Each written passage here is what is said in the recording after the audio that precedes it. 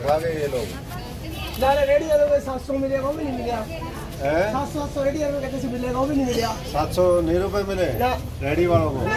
अब इनको बेंजू को समझाओ, जब 700 नहीं दिए तो 10,000 कहाँ से जाएंगे, और जो 10,000 नहीं दे रहे हो 10 करोड़ खा गए तो उसका जनता को क्या हाल करना चाहिए। भ्रष्टाचार बंद करो, भ्रष्टाचार बंद करो। क्या हाल है जी? ये प्रॉपर्टी आईडियो में गड़बड़ी क्यों हो रही है? आप भी ठीक करवाने आए दिन से आते हैं तो इसमें दिक्कत क्या आती है? साइड साइड ही नहीं चलती है, क्या दिक्कत है भैया? अरे हेडक्वार्टर तो ये बेचारे हेडक्वार्टर थोड़ा बात करेंगे, वो तो लोकली तो आप बताओगे ना क्या दिक्कत होती है। सर्वर डाउन है क्या है? ओवर क्राउडेड है, ज़्यादा लोड है।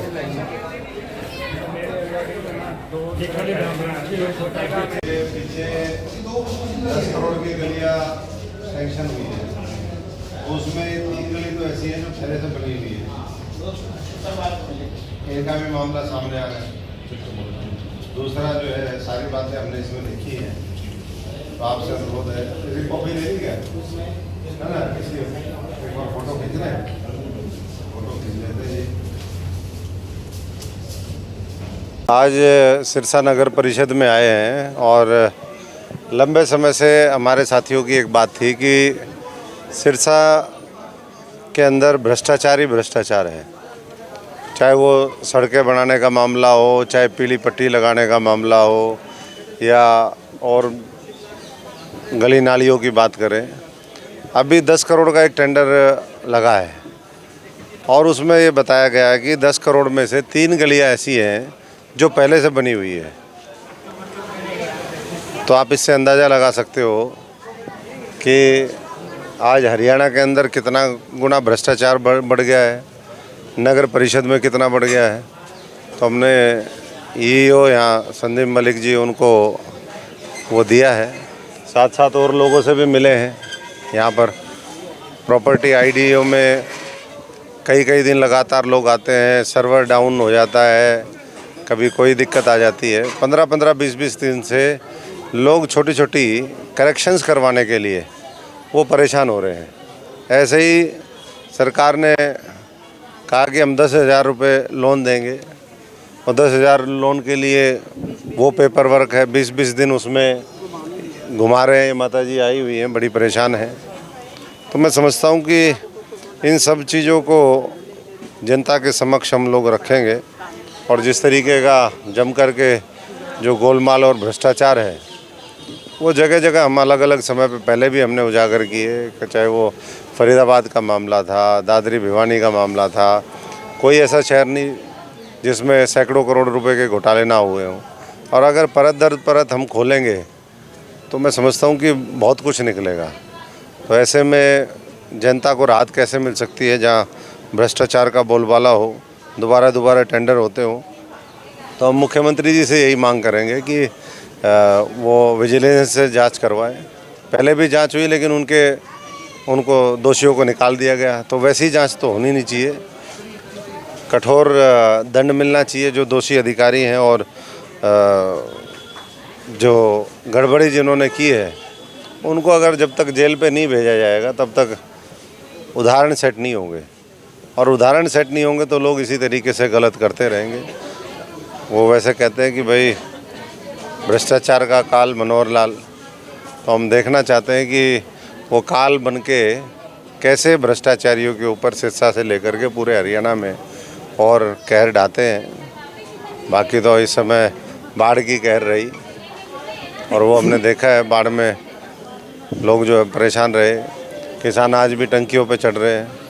तो आज आंगनवाड़ी वर्कर हो और जितने भी लोग हैं, हर वर्ग परेशान है, उनको राहत देने का काम करें। साथ साथ एक तरफ जहां नगर परिषद भ्रष्टाचार का अड्डा बना हुआ है, वहीं दूसरी तरफ जो यहाँ चुनाव डिले करवाए जा रहे हैं। वार्ड बंदी 3 बार हुई है, वोटर लिस्ट बनी है, लाखों रुपए उसमें खर्च होते हैं।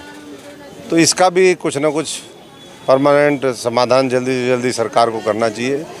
जितनी भी नगर पालिकाओं में, नगर परिषद में जो चुनाव मेयर के हों, कॉरपोरेशंस में ड्यू हैं, उसको जल्दी से जल्दी इनको चुनाव करवाना चाहिए, क्योंकि उसके अभाव में ये अगर चुने हुए प्रतिनिधि होते हैं तो कहीं ना कहीं कंट्रोल होता है। तो अधिकारी लूटने पे लगे हुए हैं, कई जगह वो सत्ता पक्ष के नेताओं के साथ मिलके लगे हुए हैं, कई जगह जहां डिसॉल्व है वहां शीर्ष नेतृत्व उसमें लिप्त है मामला। और अगर ये जल्दी मामला नहीं समाधान इसका होता है तो मैं समझता हूं कि आम आदमी पार्टी वो कोर्ट में भी जाएगी। लोगों की लड़ाई लड़ने के लिए, लोकतंत्र को बचाने के लिए हर प्रयास हम सब लोग मिलकर के साथी करेंगे। तो मैं सभी साथियों का बहुत बहुत धन्यवाद करता हूं और साथ में ये भी कहूँगा कि एक जो प्रॉपर्टी आईडी का मामला है, याशी कंपनी को इसका काम दिया था। हमने वो मामला बहुत पहले भी उठाया था, लेकिन उसके बावजूद भी पेमेंट कर दी गई और प्रॉपर्टी आईडी की वजह से पूरा आज प्रदेश जो है वो त्राही त्राही है। तो ऐसे में उस कंपनी के ऊपर कार्रवाई करने की बजाय आज सरकार कहीं ना कहीं उनको और मजबूत करती जा रही है। क्या कारण है इसके पीछे, वो भी थोड़ा सा देखें। प्रॉपर्टी असेसमेंट का जो सर्वे हुआ है 90% गलत है। जो सर्वे 90% गलत हो उसको कितनी करेक्शन कर सकते हैं? अगर किसी बच्चे के 100 में से अगर 10 नंबर ही आते हैं तो उसको कैसे 50 और 100 तक वो बच्चा कैसे पहुंच सकता है? तो ये तो फेल पूरा इसका मैं समझता हूं कि पूरा स्क्रैप करके जो कंपनी को ये टेंडर मिला था उसके ऊपर कार्रवाई करके और किसी अगर ये प्रॉपर्टी आईडी पहले तो ये पीपीपी प्रॉपर्टी आईडी ये जितना जो है इस तरीके के दस्तावेज़ों में जो उलझा दिया हरियाणा की जनता को, ये ख़त्म होना चाहिए।